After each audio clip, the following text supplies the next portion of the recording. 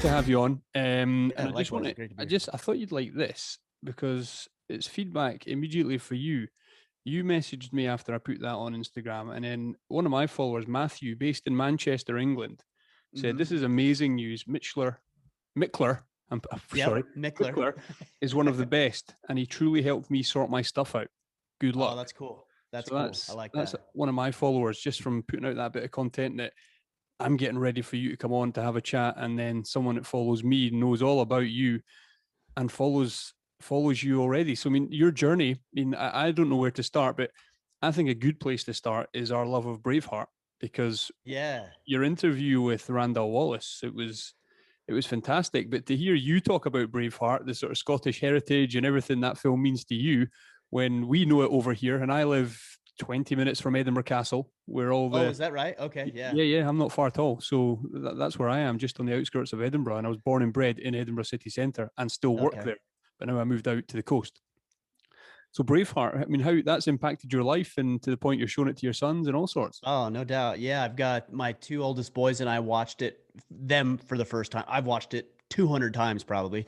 But yeah, my two oldest boys watched it several weeks ago, and it was cool to see them and hear them audibly cheer and get mad and upset and happy at all the right places. I'm like, yeah, they like this movie. So to be able to talk with Randall Wallace, who wrote the movie itself, and hear his stories and how powerful it was for him and some of the powerful conversations that he's had that have Yeah. impacted other people.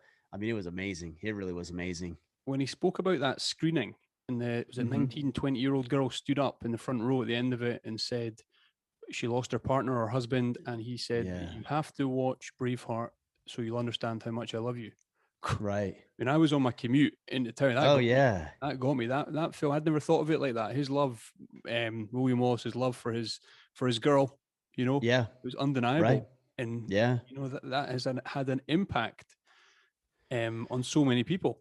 And the way you tell the story through that interview, it was a really really good interview. And another thing that it just got me thinking that William Wallace didn't say they may take our lives, they may take our freedom. It was Oh, Randall. right. It wasn't him who said it. It wasn't him. It was Randall who It was wrote it. Randall. Yeah, And exactly. you just don't think like that. How would we ever know what William Wallace said? Exactly. It's funny because I had a lot of people message me afterwards, and they would say things like, too bad the story isn't true, and it's so historically inaccurate. And it probably is, but we don't really know, because based on what Randall was saying is that, and you would know this as well, is there's just not a lot of history about William Wallace. So he did have to take a lot of liberties, but he also acknowledges the fact that it is a story, and he used the life of a man who obviously made sacrifices and obviously had beliefs, and he made it into something that was going to impact, and quite literally has impacted millions and millions of men over the past, close to probably 30 years now or so. Yeah, It's been out 25, 30 years, maybe somewhere in there. Yeah. yeah, So it will be. pretty incredible stuff. And the way that's impacted men. But how did your journey begin? I mean, I know it, but can you tell me, with the research that I've done and listening to your show and the blogs, the podcast, the Instagram, everything you do, I follow it. But I mean, how did you get into the sort of the world you're in now of creating Order of Man and tackling masculinity to sort of bring it back to the forefront? Yeah, I really started it with very humble ambitions. Honestly, I started the Order Man podcast so I could get one-on-one coaching from guys I really admired and respected. That's that's why I started it. I thought, man, if I can just do this, because I had another podcast at the time, and I thought if I could do this podcast here and talk with successful business owners and fathers and entrepreneurs and health and fitness coaches, then I can learn something. And the only reason I think they would agree to actually have a conversation with me is I'll broadcast it and publish it on this thing called podcasting. So yeah, I started 6 years ago, and from the first episode, it exceeded my wildest expectations. And I realized very quickly we were onto something, and that guys really needed this message and wanted to hear from other successful men, and didn't have men in their corner, at least locally, who they could rely on and be accountable to and hold accountable. And so to go back to, William Wallace and the story of Braveheart, what Randall illustrates in the movie itself is the power of brotherhood. and how important that is and how needed that is and how much can actually be accomplished when you do have a band of brothers. And it's just something that a lot of men don't have. And they're finding that through what we're doing here, which is humbling to say the least. I love that. And the way you explain that is getting in front of people that you want to meet. You know, it's hard. It's sometimes hard to meet people that you admire, or if I just email them and I've got nothing to offer, how am I going to get their time? It's something Yeah. that so many people don't consider, or never even try and knock that door. That there's someone they want to be like, or they like the way somebody does things, but they'll never try and contact them. And I agree, podcasting is a great way to open doors. Yeah, and you don't actually need a podcast either. And let me give you an example, because I have a lot of people who reach out to me, and some do it well and some do it not so well. Uh, what you have to do when you're trying to reach out to people you admire or respect is you have to get in between their problem and the solution. So whatever their problem is, and it might not even be a problem, but what it is they're after, if you can position yourself between what that individual is after and you and the solution to that, you will be able to connect with these people. So very early on when I started podcasting, I wanted to connect with Jocko, who a lot of people are obviously familiar with, right? Yeah, yeah. And people always ask me, how did you get Jocko to come on your podcast? And he's been on 4 times, I believe now. I asked him, I think I got on Twitter and I said, hey, I know you're promoting extreme ownership right now. We've got a big following of guys who would be interested in hearing what you have to say and share, and we can help you sell books. Do you want to do a podcast? He's like, sure. And that was it. I think it'd be a little harder to get to him now, but some guys will say, well, I don't have any value to add, or I don't have a podcast. But I'm telling you, you have solutions, you have answers, you have value that you can add. You might need to be a little bit creative. You might need to dig a little bit for what that solution might be. And in some cases, it might be as simple as reaching out to somebody who has had some level of success and just telling them how deeply your work has impacted them. And you do that, and then you look for other ways to add value. And over time, you form connections first through email or their newsletter, and then on social media. And then let's say, 2 months down the road, they've got an event or something like that. You buy a ticket, you go to their event, you shake their hand, you look them in the eye, you talk to them about real issues. And I've formed some great friendships with some incredible men doing exactly that. Yeah. But it's also, if Jocko said no, it's finding that other route. Are you familiar? You'll be Yeah. familiar with Jesse Itzler? Yeah, sure. You know, Jesse, I'm a big follower of Jesse and everything he does, and living with a seal in his book and things like that. When he says the front door gets slammed in your face, you find a way in the window. Yeah. You find an alternate route. And if Jocko had said, "Nah, I'm too busy for that first show," I'm sure you'd have found a way in the window. You'd have found an alternative route He to did. get his attention. It wasn't the first message that I sent him that he said Okay. yes to. Yeah. It Okay. was quite a few. It was an email, it was a message, it was Yeah. this, it was that. And then finally I'm like, all right, let me get on Twitter. And then he said yes. And then we had a hard time pinning it down. And he wasn't blowing me off. He was just busy, but we had a hard time pinning it down. And I kept going and, worked some different angles like you're talking about here, and finally said yes. And now, I've got his number, and I could shoot him a text right now and say, hey, I want to talk with you about X, Y, and Z. And I think I'd be fairly confident in saying that he would do that because we built up this relationship. That's the journey, and I mean, even talking about Jocko and Jocko Fuel, and I'm in a roundabout way connected to them because Absolutely. I liked the product, and I didn't know how to get it, and I researched it, and it turns out the UK and European supplier is about an hour away from me, and he was 2 years above me in school. But I picked up the phone, made that call, and it's Graham at IWA Active. And it's incredible how these things happen. And then I get introduced to Brian at Jocko Fuel, and then to yourself, and it goes from there. And it's all about just either picking up the phone and trying. And I think, I don't know, that's something that I get from your podcast, that the sort of the man, the dad, the stepping up, the pushing forward, being there, being accountable, and trying to sort of strive to create the path that you want, because there's a lot of people and get stuck in a rut and they just go through life. Whereas if I look at your story 6 years ago, were you in finance? And then I was a financial advisor. Yeah, you made the jump to get into Order of Man and pursue what was important to you. Yeah, I wouldn't describe it like that because it makes it sound like there was some big, audacious, bold move at once. And so a lot of people listening to that might read into that and assume, well, I just have to make a leap and I'm scared and I don't know what the leap is. And there's risk that with the leap, and there is. So I think it's better to paint it what it really was. And it wasn't a leap, it was a step. You know, I had my financial planning practice, and the first step was to start the podcast. And the next step was to go to a conference called Menfluential, where they had, I think, 200 to 300 men going to that. And they had some speakers I wanted to meet with. And so I went just to meet the speakers. The next year I ended up speaking there. And then we brought different merchandise into our store. And then we started doing events. And so it wasn't a leap as much as it was one foot, then the next, then the next, then the next. And 6 years later, you know, it might look like a leap, but that would be doing two things: discounting all the work it took to get here, and then making people believe that it's just as simple as taking a leap. And it's really not. It's just one step after the other, consistently over years and years of doing it. Yeah. What about the days, or were there days where you thought this isn't going to work, or this isn't for me, the dark days, the hard days, or were you kind of on that path that you knew the next step to take, you knew the next target? I'm trying to really think about that question and the answer to that question. And no, there's never been a day where I've thought to myself, this isn't going to work. And there's never been a day where I've thought I'm not on the right path. Never. Now, there's been some days where I've thought, this sucks. I hate this. I don't want to do this, you know, but there's never been a day where I didn't think this was the right thing to do, or that I couldn't make it work. And then there was another part to your question about knowing the target. I actually think that's a different question. Just because you have a desire to do something doesn't mean that you will know the target. And in a lot of ways, some targets I knew, some targets I had incorrectly identified, thinking that was what I needed to do. But as I pursued that target or that objective, I realized I was not accurate in that assumption.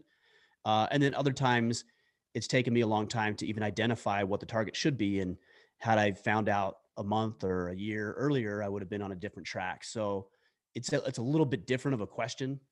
Okay. Based on, you know, what do you want to do versus do you know what you should be doing, right? So have you always been ready to sort of pivot or evolve if you see another opportunity within Order of Man arising? Because I mean, Oh, even always. even tonight, the products you're putting out, I got an email from you, and it was the new beard oil.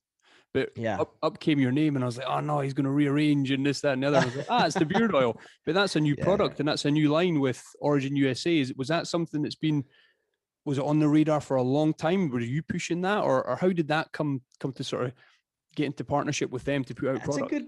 That's a good question. I actually don't know how we actually started the dialogue about that, but I'm personal friends with Brian and Pete, of course. And in fact, I'll see them here in the next hour when we go train jujitsu together. So I don't know exactly how it got brought up. I think I mentioned it to them, like, hey, you should consider a beard product lineup or something. Maybe they mentioned to me. I don't know. I don't really know how it worked. But we tossed it around for a few months and nothing really came of it. And then we circled back around to it and talked about it a little bit more. And then I would say about 8 months or so, maybe even a year, we got a little bit more serious about it.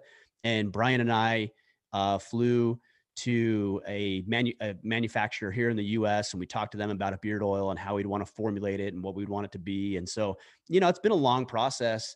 And you know, I don't care if it's, I'm proud of the product that we created, but I don't really care if it's beard oil or something else. The reason I'm doing it is because I want to have a partnership with those guys. I want to be involved with them because I admire and respect them, and they're men of integrity. And I want to be part of that culture. And then I also want to support their mission in some way, which is 100% made and sourced in America products. And we're not shipping manufacturing outside of the US. We're doing it here. And because I'm here in Maine, that means that I'm quite literally, to a very small degree, helping employ my friends and my neighbors and my community members. And that's really important to me. So it's a lot for me. It's putting my money where my mouth is, you know, and really investing in people that I care about, and then doing my part to lift up the people and the economy in this area that I live. Yeah, I do enjoy you push that a lot about being part of your community and leading and being there to help, and not just being in the background, putting yourself to the forefront and helping. And you know, it's something that's missed in communities. I live in a small village, and there's a real village environment. I know all the neighbors and things like that, but when I came out of the city, I didn't have that. I didn't have Right. that in the last place. So it's funny how these things evolve, and I feel very comfortable in this little town that I'm in, this little village, that Yeah. I do know a lot of people and I can help with a lot of things. Yeah, and I think that is very important, and that's something that we will continue to see diminish, as cities get larger and people get more connected, throughout the world, but less connected if they were to sit down, for example, at the dinner table. We are going to see more of that. And sometimes when I talk about getting involved, and I talk with men exclusively, I talk to men. A lot of women are tuned into what we're doing and listen to our podcast, and we love that. That's fine. But I do talk exclusively to men. And when I talk about it, a lot of men assume that I'm saying get involved in your community by getting involved in politics. And that's certainly a way to do it. You know, the school board, city council, mayor, governor, that sort of thing. That's certainly one way to do it. But who's to say you can't coach a little league team or be a big brother, a big sister, or some extracurricular activity, or start a men's group or organization within your church, or get involved in some sort of charitable organization within your town or village or community. There's so many different ways to do it, whether it's through business, whether it's through charitable events, whether it's through church and ecclesiastical services or politics. There's so many different ways and not one route to do it. It's just got to be the right route for you. Yeah, absolutely. The right route I want to talk about in parenting, because I did like your Instagram post that you put out recently. Your two boys were fighting. And Yeah. I mean, I've got two boys. I've got a 5-year-old and a 3-year-old. Oh, And so I know, I'm all about it. And you didn't step in. They sorted it out, and your work was done. You know, Right. talk to me about that. Talk to me about. I mean, and then let's move on to the canoe and your relationship with your son and Yeah. what's going on there. I mean, Sure. the content that you put out about being a dad and about bringing up your boys and the way it is very, it's eye opening to me that you tell the story. Whereas I do a lot of these things and try to be as hands on as I can, but what you say resonates.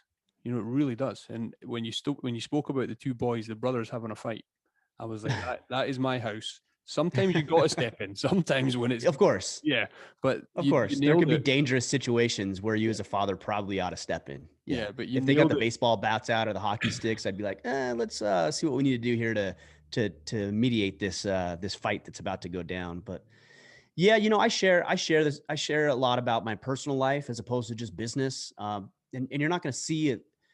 Mostly what you're going to see on Instagram is a lot of pictures about what people are doing in their business and their fitness, and that stuff's great. There's nothing wrong with that at all. But I choose to share a lot about my family for a couple of different reasons. Number one, it's just a journal for me.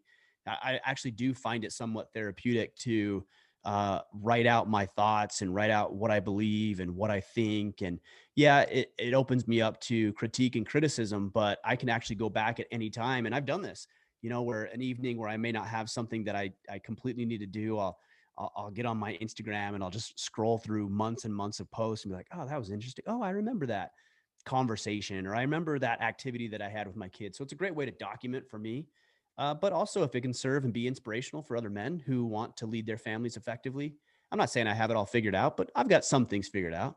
Yeah. And if it will help them lead their families well, then I feel like, man, what a great opportunity I have to be able to do that. So the post that you're talking about, my second, I have 3 sons and I have a daughter as well, but my second son punched his youngest brother, and my youngest son is just a little fireball of energy and piss and vinegar, and he cried when he got punched.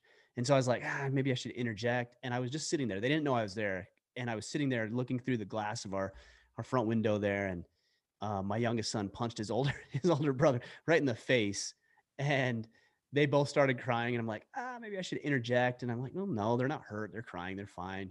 And whatever. 2 minutes later, they were again playing and wrestling and having a good time. And yeah, I think there's too many helicopter parents that'll rescue and swoop in and try to maintain the peace and all of that. And there, like you said, there is a time and a place for that, but there's a time to just stay out of it and let the kids grow up and self-regulate and figure out a lot of these hierarchies on their own. I witnessed, it was 2 weekends ago, I witnessed a wrestling match with my two boys on the trampoline.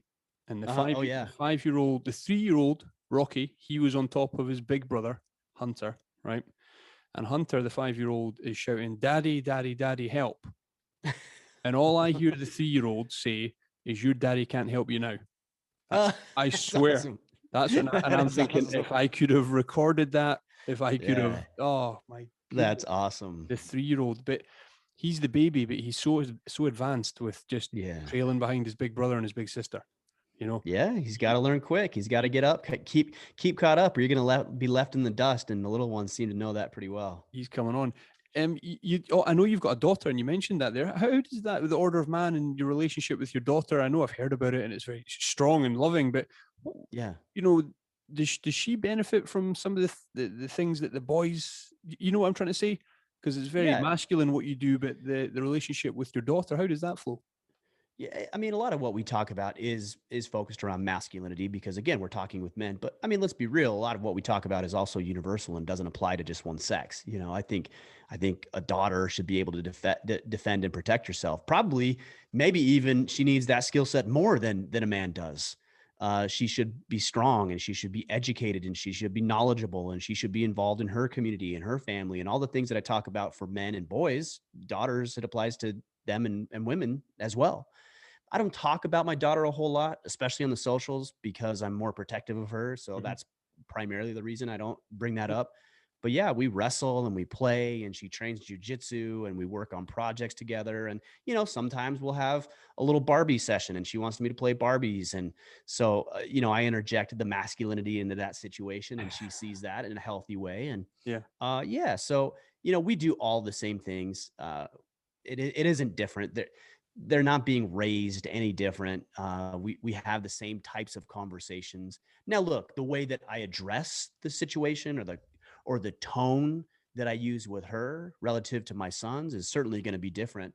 But the messaging is all the same. It's the way it's delivered and communicated to a young, impressionable young girl versus a young, impressionable young man. It's different. absolutely. Now, the young men that you've got, I'm going to say, do I say working for you? Because when this T-shirt arrived at my door and I opened it, and the little greeting card was there, and it was from your son. Yeah. Yeah. What a great touch! It was fantastic. I showed it straight to my wife, and no, that meant a lot. So you've got him processing orders. How old is he, and what does he do in the business, and what you're working at? Yeah, so that's my oldest son. He's 12. He'll be 13 next month. So we'll just say he's 13. But he does everything in the store. He does order fulfillment. He writes those cards, those notes. He Yeah, signs all of those individually. He's packaging orders. He's ordering inventory. He's ordering supplies. He's running reports. Like he is the store. Like everything that goes on with a store, he does customer service stuff. 2 weeks ago, I was in Texas doing some work down there, and my son called me one morning and he said, "Hey, Dad, I need to talk with you about the store." And I said, "Yeah, what's up?" And he's like, "I've answered all these emails and I feel pretty good about them, but I've got 4 emails I don't know what to do on." I said, "Okay, well, read them to me." So we spent about 20, 30 minutes and he read me the first one. And I said, "Okay, well, what do you think you should do?" And he gave me the solution. And I said, "That's what I would do. I think that's a good course of action. Go for it." And he read me the second one and that was good. And then he read me the third one and I asked, "What are you going to do?" And he's like, "I don't know. Here's what I think." And I'm like, "Well, let me give you a different perspective." And so he came up with a solution after my perspective, but he's doing it all, and people, 13 years old, you wouldn't think that, but that's because people are soft and people don't expect their kids to do anything. But a 13-year-old is capable of sending emails. He's capable of counting. He's capable of signing his name. He's capable of folding a shirt and putting into a package and then boxing it all up so we can take it to the post office. He's certainly capable of seeing what products are more expensive or making more money or less money and how they're selling. He's capable of all that. So we infuse that into the learning experience because they are homeschooled, and that's a big part of their economics learning and running a business and marketing and everything else that goes with that. There'll be people that listen to this that think my kid could never do that and it's not capable. How early did you bring those sort of skills in to his life to sort of If make him somebody, want to do it? yeah, if somebody thinks that, they're probably right, but it's probably because they handicap their child, right? It's if you think that your child can't do what I just told you at 13, it's because you haven't groomed them to be able to do it. So that's on you, not on the child. So you need to take the burden of responsibility for that one. Now, that's not to say just throw him in the deep end of the pool. The first thing that he did is he started just writing letters, and I would do everything with him, and all he was doing is signing the cards. And then I graduated into, okay, now you're going to package. Okay, now you're actually going to print out the label on the computer.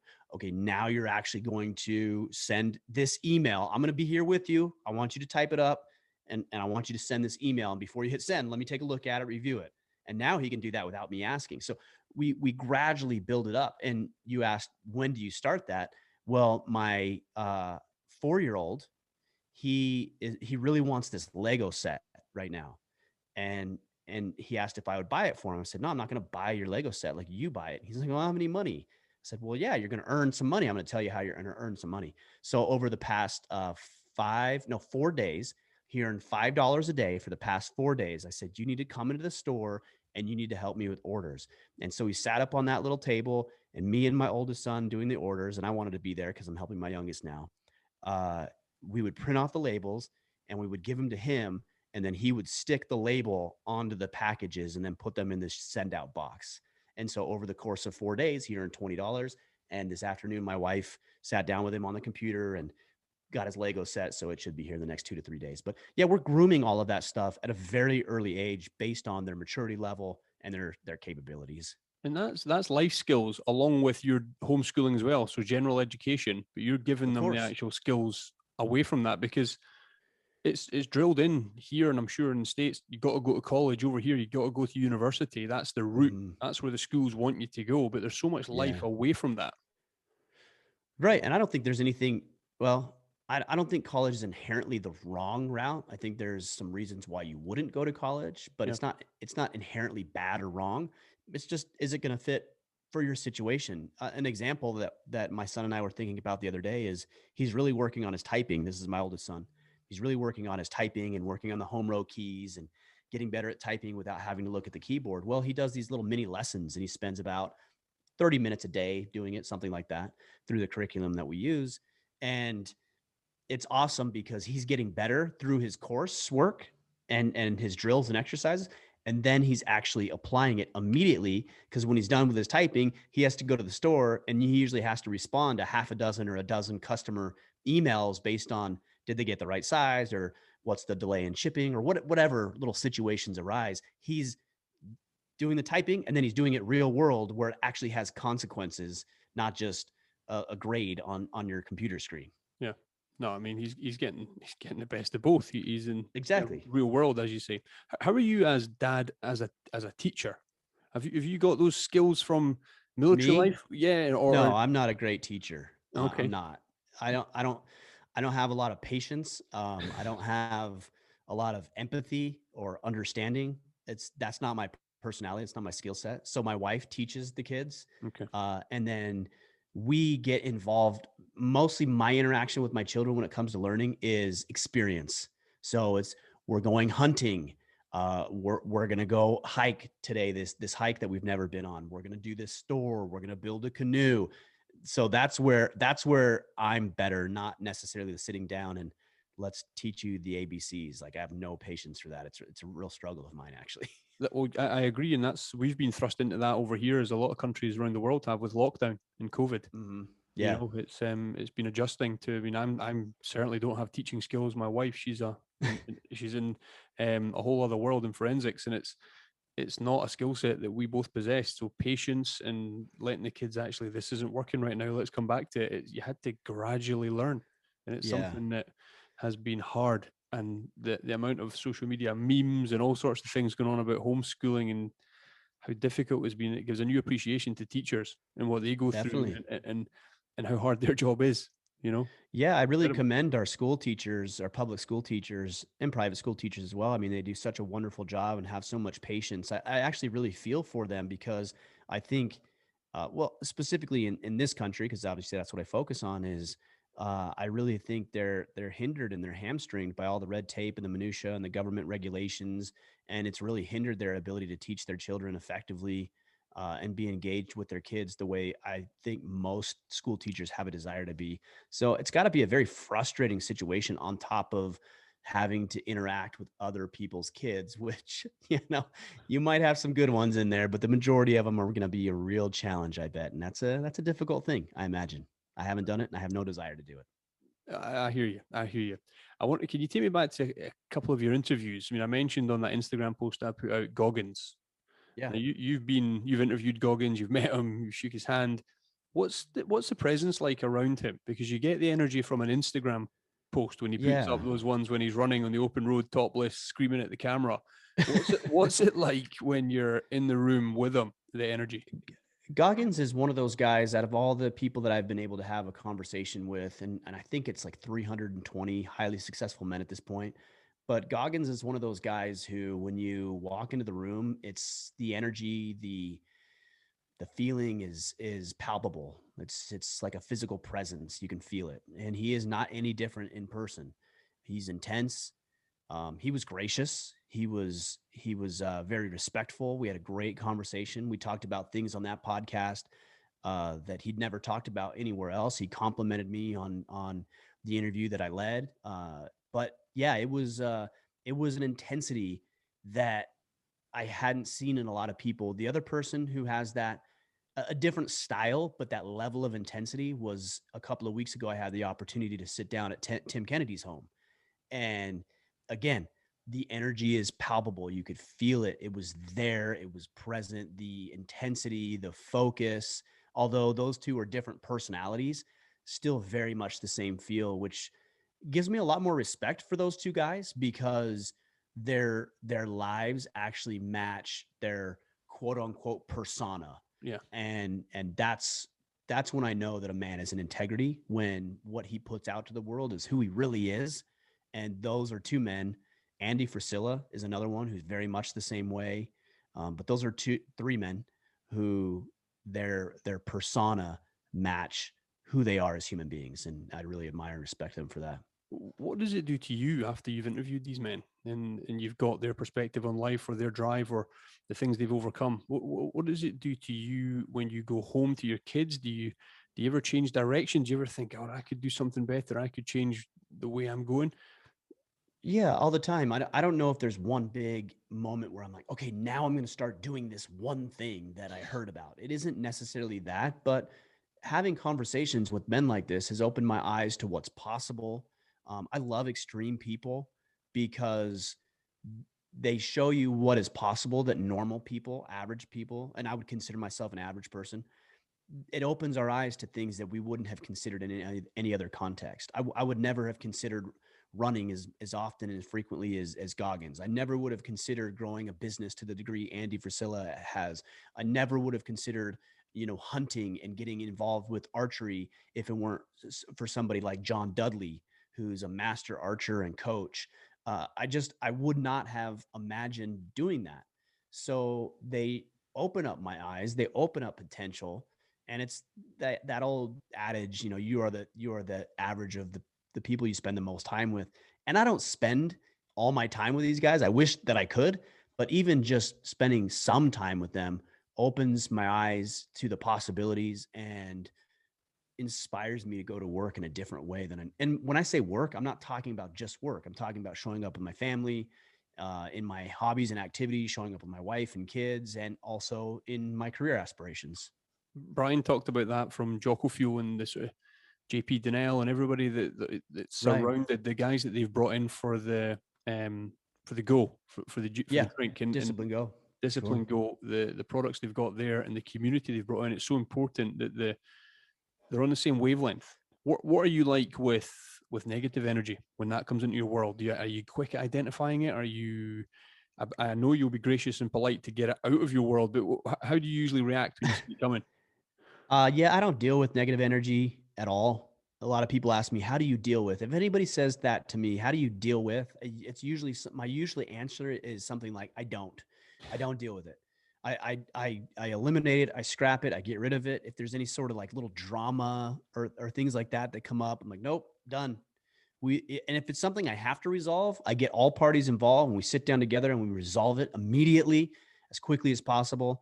If it's something that doesn't require my attention or energy or anything, then I'm not even going to get involved in it. And I disengage completely and focus on the things that are within my control, and also focus on those individuals who genuinely have a desire to grow and learn, and be positive and productive. I don't have time for anything else. I don't even have time for everybody who wants to do good, let alone the people who don't. Yeah, no, I hear you. That was passionately responded. That it makes sense. You know, that energy is just going to suck the life out of you, and it's not something that you want in your room. But it's not easy for every man or every person to do that. You know, a lot of people don't have those core skills. And is that what you try to develop in the Iron Council, the community It that you've is. built? That's part of what we do. And I got to push back on the thing where you say it's not that easy, for some people. Actually, it is. It's not, it is that easy. It really is. I'm not saying it's comfortable. Of course, it's going to be uncomfortable, but I'm very aware of the language that we use. And when people say, well, it's not that easy, or, oh, it's harder than, that's easy to say, or it's harder than it is to say. Well, yeah, obviously. But if we tell ourselves that, then what are we going to do to our performance? If we tell ourselves it's not easy, you're automatically setting yourself back a step. If you tell yourself that this is going to be hard, and that's one thing I tell my kids, we don't say that in this house. When they say, oh, this is hard. No, it's not hard. It might be tedious. You might be frustrated. It might take some time, and it might be challenging, but it's not hard, because that immediately places up a barrier that just doesn't need to exist. And we do it to ourselves. We're the ones that put that barrier up. I got plenty of other people telling me how wrong I am and why everything I stand for and everything I do is horrible and I'm no good. No, I got plenty of people to tell me that. So why would I add my name to the list of people who beat myself up? I'm not interested in that. So if somebody's like, well, yeah, but it's hard to eliminate people out of your life. Well, here, what I want you to consider is, what if it was easy? Like, just fathom that for a second. Just wrap your head around for a minute, literally 60 seconds. What would life look like if, instead of saying that thing, whatever it is, asking for promotion, eliminating toxic people from your life, asking a woman on a date, instead of saying this is hard, just wrap your head around the idea that maybe it's easy. And then if that were the case, how would you do it? And what would you do? And if you can fathom that, then just have the balls to go do it, because that's all it takes. Yeah, something I say to my kids quite a lot is, where do we get it? We got it out of a Matt Damon movie, of all things. Oh, yeah. Be brave for 10 seconds. You know, Right. be brave for Yeah. 10 seconds. And we actually use that a lot. We do a lot of cold water swimming and dunking and all that sort of stuff off the coast of Mhm. Scotland here. And when the kids go in, it's be brave for 10 seconds, you I know, like it. and it's Yeah. something that they can understand that. They understand this will be 10 seconds. It's not a lot. And then you get past the 10, they don't realize when they've been in for 5 minutes, you Mm. know, and it pushes Yeah. on from there. So it's almost, you And could then say you that, yeah. develop that sense of pride and satisfaction that comes from knowing that you did something you didn't previously think yourself capable. Take that example of asking an attractive woman on a date. If you're scared and timid and shy and you're afraid of women, and you're telling yourself this is hard and I can't do this, you're saying these things to yourself, and then you go do it, you're actually better whether she accepts the date or the advance or declines it. You're better because you did something you did not previously think yourself capable of. And if you paint the right narrative, which is I got better, not I failed, but I got better, then you'll do it again next time and next time and next time. And you'll strike out a bunch more times. But sooner or later, you're going to make contact and realize, okay, I'm on the path, and that's where we need to be. And it's often the strikeouts, I think, that are the most important parts of the journey. The times that you get it wrong, you get it so wrong. And Yeah. that person, let's talk about podcasting, that person just does not get back to you, or you've not created enough value for them to come on your show or something. That journey, I get asked all the time, why do you do this? Because I work in, you call it real estate, I work in the property industry. That's my kind of, as you were in finance, I'm in property, and that's what I've done for 16 years. But why do you have a podcast? Why do you do this? It's because it's changed my life. It is Yeah. 100%. It has opened opportunities. It has created chances. I've met people that I have no right to have spoken to, yourself included, with what you've created and the people that you attract to your show. I have done things in the last 3 years that I feel I have no right to have done. And it's through sitting in my studio at my office. I'm now home because we're all in lockdown, and I've had to adapt, evolve, move forward, keep jumping in the sea, keep doing the little disciplines that get me through days with my family.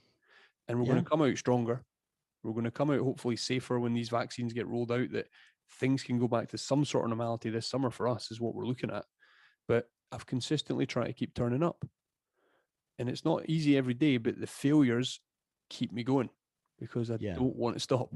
I don't want to stop. Well, and I think I can appreciate what you're saying, and I think that the reason that you're viewing it from that perspective is because you've painted the right narrative around failure. So a lot of people say, well, failure is just learning.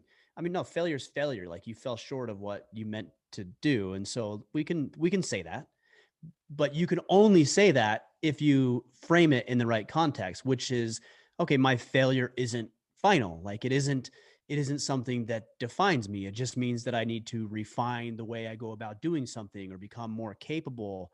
So we're all running around so afraid to say the word failure. And this is why we hand out participation trophies to kids and tell them that showing up is half the battle and this kind of stuff. No, it's like you failed. You didn't succeed with what you tried. So that's an incomplete thought. Like I failed is an incomplete thought. It's half of the thought. That was the outcome of your effort. It didn't work. Now, what do I need to do to fix it, to improve, to be better? And that's the complete thought. And then you act on it. So the way that we speak, which I said earlier, the words that we use are important, and the way that we perceive those words are important, the meaning that we give them. And what's funny is that this podcast, for example, your conversation with mine is subjective. It's objective in that it happened. It's objective in that we each used a set of words. In that man, it happened at this time. It went for this long. That's objective. But so what is subjective is the meaning that we place behind this. So you might walk away with a different perspective of how this went than I'm walking away with. You might think it went well, and I didn't think it went well, and I thought it went well, and you didn't think it went well. And then everybody who's listening has a different subjective reality about the way that this podcast went. So here's the funny thing. If we're all just making up a bunch of stories about how things go, why wouldn't you just make up a story that serves you well? Right? If for example, in this podcast, if you said, I really dropped the ball with this podcast, I wasn't prepared and I didn't ask good questions. And by the way, I don't think that's the case, but let's just assume I'm sitting here wondering, which way is he going here? But if let's just assume you thought that for a minute. Uh-huh. Well, you actually don't know what I thought about it. So you're just making it up. Like you're making up a story for me. So if you're going to do that, you should use one that is benefiting you. Like, hey, you know what? I maybe wasn't as prepared as I would have liked, but I asked him this good question and I asked that good question. And he seemed like he was excited about it. And next time I have a conversation with somebody else, I'm going to go down this rabbit hole that I didn't this time. And so now you're making up a story, a subjective story, your perception based on what's going to serve you, not what's going to hinder you. I've had that experience so many times when I think I've gone or conducted a terrible interview, and somebody that I don't know will message me saying that one hit that that was it. You knocked it out of the park on that one, and I didn't see it coming. And then you re-listen to it, and you think, oh, there was nuggets of good stuff in there. Mm-hmm. I did get that right. I stumbled my words there. I said the wrong thing there. But review, go back, and I mean that's self-criticism. It can be terrible, and it can be really detrimental. And you might laugh at this, you might think this is terrible, but I don't tend to listen to too many of my shows on back, get the edits done. Fortunate enough that shout out to Keith, who produces my show and does all the edits for me. But once they're out there, what will be. And if I critique myself too much, you can talk yourself out of it. You can talk yourself out of a good game, and that's exactly what you're talking about. That I think if you can change that mindset to the way you talk to yourself to create positivity to move forward, crucial, absolutely crucial. Yeah, and I think self-critique is very valuable, and that's what you're talking about here. But here's one thing you have to keep in mind. If you are going to critique yourself, you have to do it fairly. See, so what most people will do is they'll treat themselves unfairly, one way or the other. They'll tell themselves they're wonderful and they're great and everything they do is amazing and everything they touch turns to gold. And there's people like that. And they're not being fair because they're not as good as they think they are.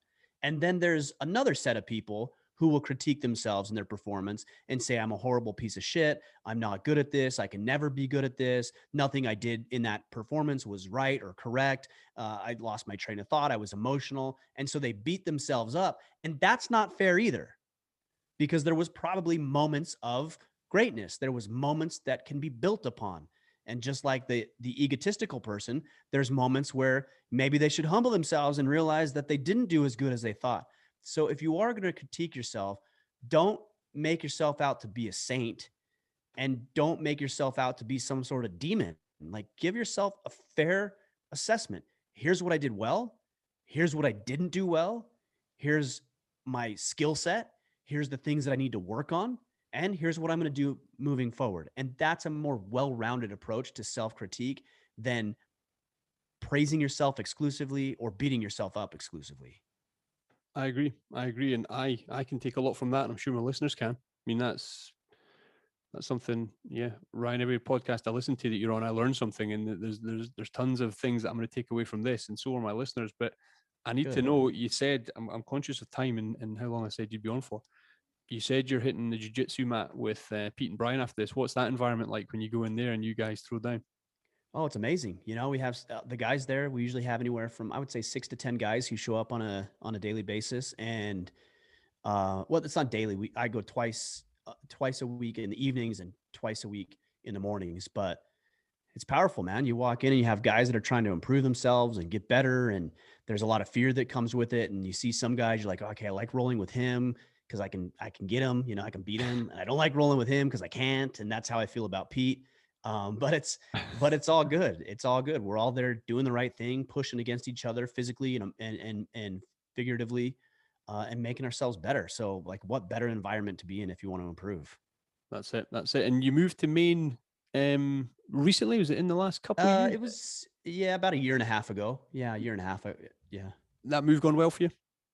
It's been great. It's been great. You know, there's some challenges and things, but you're gonna have those anywhere. But to be able to come here, to have an adventure, to meet new people, to have new experiences, to do it with my kids and my wife, and to bond closer together, and go through the joys and heartaches of moving to a new place and having these experiences has been an incredible opportunity for us. So yeah, I mean, I'm excited about the next adventure, whatever that holds, whether it's here or back to Utah or somewhere else. But right now, we're enjoying the life of a Mainer.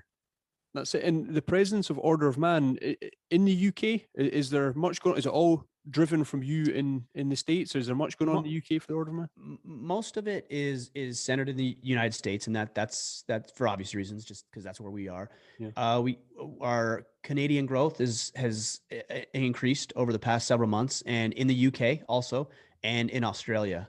So yeah, between those four geographical areas, yeah, that comprises the majority of our listenership and our followers. Yeah. Well, congratulations on the growth, on everything that you're doing, and yeah, I'm hooked. You know, I'm hooked on it over here. I do enjoy Thanks, the content brother. and everything you put out, and the journey you're on with your son building the canoe. Yeah, it's been a fun one. I'm really enjoying that. You just telling that story, and I can't understand how you're going to cut it straight down the center. I'm not sure if you've done that yet or what's going to happen there, but I like Yeah. your recent show where you talked about how you put it back together and things like that. And it's Yeah, the I journey. will tell you if you want to know. Here's how you do the center. There's a lot of different ways you can do the bottom of a boat. So this one's a straight line canoe. There's herringbone connections and different ways to do it, but this is a straight line. So you center it from stem to stem. That's the front end of the craft itself, and then you just draw. You get that straight line. Use a straight edge and draw that straight line, and then you chisel it back where it curves. So you chisel it back to that straight line, and then once you get it close to that center line, you get a planer, nice, sharp, clean planer, and you just plane it nice and smooth and steady. You plane it to that center line, and it looks real nice. It's coming on. I mean, the pictures and the content is awesome. So I Yeah, hope that goes you. well. I can't wait to see that get its first. Yeah, Yeah. When it's you been a get the good whole ride. family, you get the whole family in it. No, probably two of us max at any given time. It's a 15-foot canoe. There's the weight limit, of course, on it. So yeah, but two of us, maybe two, and the little one can get in there, but two to three max. So the whole family can't get in there. So we'll have to build a fleet of canoes before the time's over. That's it, Brian. Well, thank you very Yeah. much for joining me. I really appreciate it. Say hi to Thank you, Brian brother. for me. Say hi to I Brian. definitely will. Yep, I'll see him shortly. Appreciate it, man. Take care. All the best. Thank you, Brian.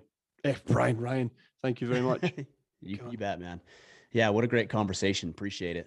No, really, I appreciate you. I appreciate everything you put out. And like that listener of mine said, you've changed. You've done a lot of things that changed my life. You know, you've done a lot of things that have improved. Not everything that I'm good at or I stick to. You know, there's things that I could be better at. But 3 Oh, of kids, course. business, Yeah. COVID, there's a lot going on. Life. this journey. I recently, just not to keep you, I recently interviewed Drew McIntyre, the WWE champion, who's a Scotsman. I think I saw that on Instagram or something. I saw that you had interviewed him. Yeah, it was a big one, you know, and I love trying to tell the American stories and getting them over here, you know. And I've got is it Mike Sorelli from Echelon Front? Oh yeah, from Echelon Front. Yeah, I've got him on Monday. Yeah, Mike's an awesome guy. Tell him hello for me. I will. Yeah, and it's just been some journey. Ken Shamrock, Pat McNamara, these guys have all been on, and I've got Jake the Snake Roberts coming on at some point. So, is that right? That'll be cool. I'm trying a lot of UK stuff. I'm rugby. Rugby's my sport over here. Okay, yeah. So I host a rugby podcast and the Scottish rugby and things like that. But yeah, the American stories and what you're doing and the people that have been on your show, I listen to it all. I think it's fantastic. Thank you, man. Well, hopefully we'll be able to connect face to face at some point. I'm sure we'll make that happen with all the connections that we have that are in common. One day. Right. Ryan, thank you very much. Yeah. Have a great day. Brother. We'll talk soon. See you later. Bye-bye.